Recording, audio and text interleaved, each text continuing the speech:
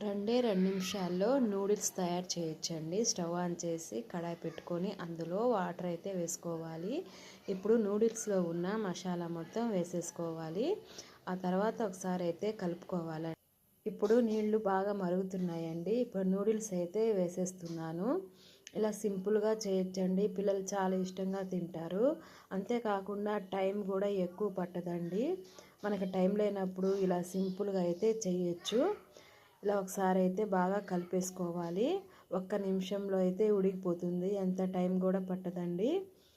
ఉల్లిపాయ ముక్కలు, అలాగే టమోటా, పచ్చిమిర్చి ఇవన్నీ కట్ చేసి వేస్తే కొంతమంది పిల్లలు అయితే అసలు తినరండి, తీసి పక్కన పెట్టేస్తుంటారు. అలా కాకుండా ఇలా ఒకసారి ట్రై చేయండి, చాలా ఇష్టంగా తింటారు. అంతే అండి, 2 నిమిషాల్లో అయితే నూడిల్స్ తయారు చేసుకోవచ్చు.